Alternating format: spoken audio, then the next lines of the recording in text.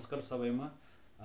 आज फेरि यस मिडिया मार्फत तपाईहरु समक्ष उपस्थित हुनका मुख्य कारण भोलि 8 मार्च 2025 को दिन, जुन दिन हामीले अन्तर्राष्ट्रिय महिला दिवसको रूपमा पनि मनाउने गर्छौं, ज्ञान समूहको तत्त्वावधानमा मार्गरेट चियाबारीको पवन भूमिमा हुन गइरहेको यो भूमि विषय लिएर एउटा जनसभा माथि केही कुरा गर्न म यहाँ उपस्थित छु। याद रहोस् कि मार्गरेट होप चियाबारी एउटा ऐतिहासिक भूमि हो, जहाँ चाहिँ भारत स्वतन्त्र भएपछि प्रथम श्रमिक आन्दोलन भएको थियो। श्रमिकहरूले यहाँ आफ्नो अधिकारको लागि लडाईँ लड्दा 6 जना शहीद पनि भएका थिए।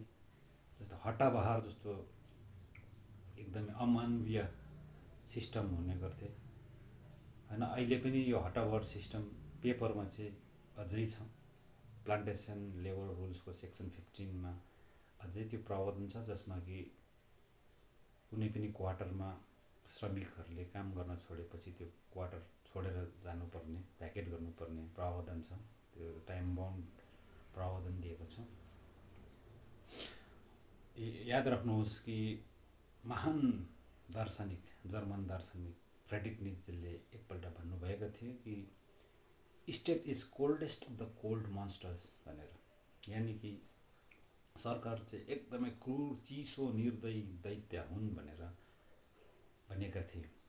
अनि आज हामीलाई यो भान भइरहेको छ कि हाम्रो सरकारले कस्तो नीति हामीमाथि अपनाउँदैछ। हामी चियाबारीको मूल रैथानेहरूलाई 5 डेसिमलमा सीमित राखेर रहेको सरप्लस जग्गा, अतिरिक्त भूमि चाहिँ उद्योगपतिहरूलाई दिने। T tourism and allied business policy 2019 लाई संशोधन गरेर अब 30% के सरप्लस एरिया चाहिँ उद्योगपतिहरूलाई दिने पोलिसी आइसकेको छ। अब यो सरप्लस एरिया भन्ने चिया बगानमा चाहिँ कहाँ छ? यो हामीले बारम्बार भनिरहेको छौँ। कि त फरेस्ट छ, कि त टी बुसेस प्लान्टेसन भएको एरिया छ, कि त हाम्रो पुर्खाले उहाँको खुन पसिनाले सिचेर कमाउँदै आएको हाम्रो बारीहरू छ। यति त छ। अब जुन यो नयाँ पोलिसी अपनाउँदैछ, यसले चाहिँ हाम्रो यहाँनिर अस्तित्व नै मेटेर लाने खालको यो एउटा नीति आइरहेको छ, जसको प्रतिवाद गर्नको निम्ति हामी भोलि मार्गरेट होप चियाबारीमा भेला हुन गइरहेको छ। अब इन्ट्रेस्टिङली हेर्नुहोस्, यो हाम्रो जुन यो बङ्गाल भूमिको कुरा गर्छु, यो बङ्गालको इतिहास हेर्यो भने पनि आन्दोलनको इतिहास छ। यहाँनिर ब्रिटिसको दमन नीतिको विरुद्ध सन्यासी साधुहरूले पनि आन्दोलन गरेका थिए। 1772 मा सन्यासी रेभोल्युसन भनेर हामीले इतिहासमा पढ्यौं। यही सन्यासी विद्रोहलाई आधार बनाएर बंकिम चन्द्र च्याटर्जीले 1882 मा एउटा प्रख्यात उपन्यास लेख्नु भएको थियो, अनन्द, जुन उपन्यासबाट हामीले वन्दे मातरम भन्ने शब्द पाएको थियो, अनि जुन चाहिँ अहिले हाम्रो देशको नेशनल सङ पनि हो। यस्तै प्रकारले नील विद्रोह, इन्डिगो रेभोल्युसनहरु भएको जग्गा हो। नील विद्रोह हुँदा त्यति बेला साहित्यकारहरूले पनि पुरै सघाएको नील दर्पण भन्ने एउटा पत्रिका प्रकाशनमा आएको थियो, जुन पत्रिकामा चाहिँ नील उद्योगमा काम गर्नेहरूको दुःख, पीडा, मर्काहरू सबै त्यति बेला झल्काएको थियो, त्यहाँनिर लेखेको थियो। अनि आज हामीलाई पनि त्यस्तै जरुरी छ। हाम्रो चिया दर्पण जस्तो हुनुपर्छ। हाम्रो चिया श्रमिकहरूको दुःख पीडा संसारले जानोस् भनेर हाम्रो कवि, लेखक, साहित्यकार, संगीतकार, कलाकार सबैजनाले यसमा काम गर्ने समय पनि आएको छ। अब हेर्नुहोस्, पपना अपराइजिङ छ। फेरि एउटा पपना भन्ने अहिले एउटा वर्तमान बङ्गलादेशमा एउटा डिस्ट्रिक्ट छ। त्यहाँ पनि 1873 सालतिर यो भूमि विषय लिएर नै ठुलो आन्दोलन भएको थियो। त्यही आन्दोलनको कारण चाहिँ पछिबाट एउटा ऐतिहासिक अधिनियम पास भयो, त्यसलाई father of land reforms legislation पनि मान्ने गरिन्छ। त्यो हो बेङ्गल टेनेन्सी एक्ट 1885 होइन। भनेपछि हरेक यो एक्ट आउनुको पछि चाहिँ आन्दोलन हुनु पर्दो रहेछ भन्ने यहाँ इतिहासले पनि सङ्केत गरिरहेको छ। अब नर्थ बेङ्गलमै अप्लाई हुँदैछ जुन पोलिसी, अब नर्थ बेङ्गलमा हेऱ्यौँ भने यहाँ आदिवासीको सङ्ख्या पनि निकै छ। अनि यी आदिवासीहरूका महान नेता बिर्सा मुन्डाले 1899मा ब्रिटिसको दमन नीति, जमिनहरू उहाँहरूले खोज्ने, जमिनदारी सिस्टमहरू थोप्ने जुन नीति अपनाए त्यसको विरुद्ध नै बिर्सा मुन्डाले मुन्डा रेभोल्युसन उहाँले ठुलो आन्दोलन गरेका थिए, हामीले इतिहासमा पढ्ने गर्छौँ।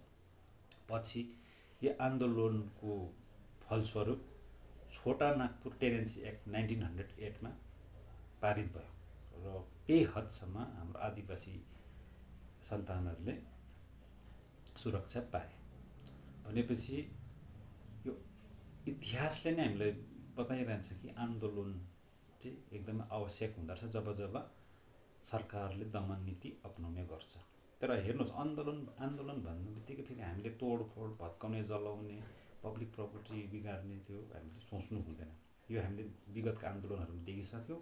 यसले हामीलाई बिगार्ने खालि काम गर्छ, हामीलाई अगाडि नलगेर पछाडि घच्ने खालि काम गर्छ।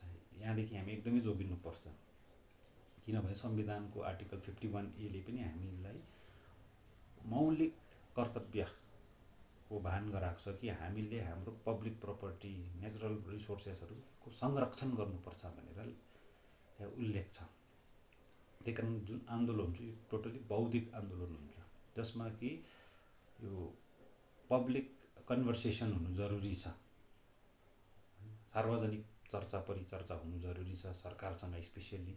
किनभने यो सार्वजनिक चर्चा परिचर्चा हुनु चाहिँ उद्धार लोकतन्त्रको सार मानिन्छ आजकल।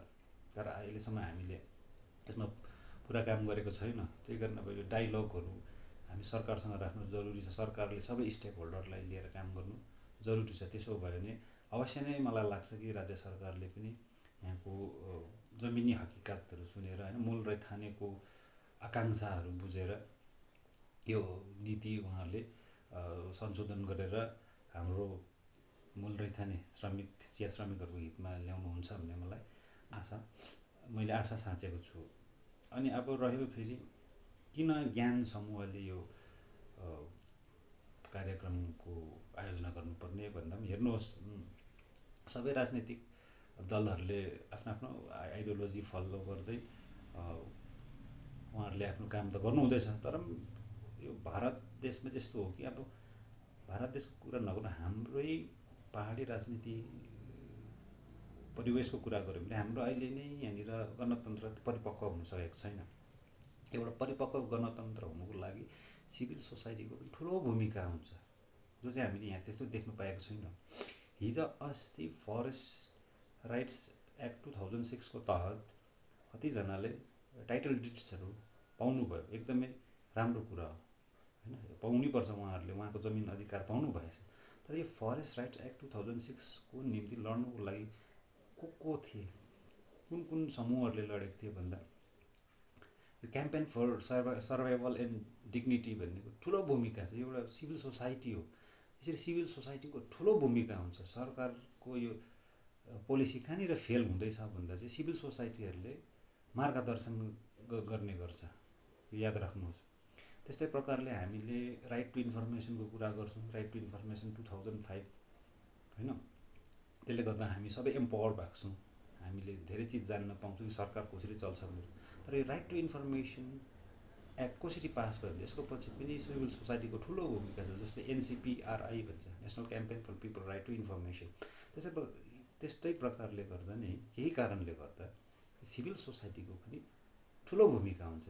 जुन स्पेसमा राजनीति पस्नु सक्दैन त्यो स्पेसमा सिभिल सोसाइटी पसेर यो गणतन्त्रलाई एकदमै परिपक्व अनि यसको सुदृढीकरणको निम्ति चाहिँ सिभिल सोसाइटीको भूमिका हुन्छ। यो चाहिँ अहिले फिलहाल ज्ञान समूहले गरिरहेको छ।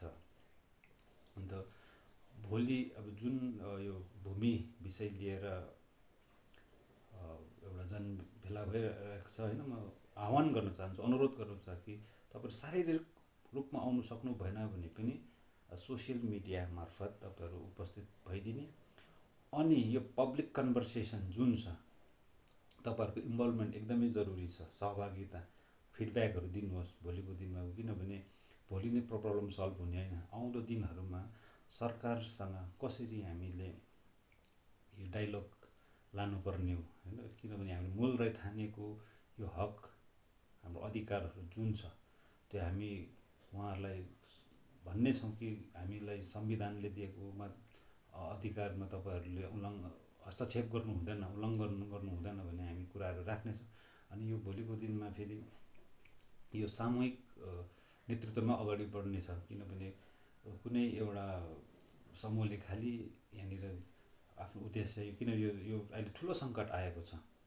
अहिले त पार्टीभन्दा जाति ठुलो, जातिभन्दा माटो ठुलो भन्ने स्वर्गीय घिसिङज्यूले भन्नुभएको जुन आदर्श थियो, त्यो यसको परीक्षाको घडी आएको छ। अनि अहिले चाहिँ अब पार्टीलाई नहेरेर, राजनीतिलाई नहेरेर चाहिँ जातिलाई पनि नहेरेर अहिले माटो, जुन अब माटो नै छैन भने त हाम्रो केही त हुँदैन, हाम्रो अस्तित्व नै हाम्रो हराएर विलुप्त भएर जान्छ होइन।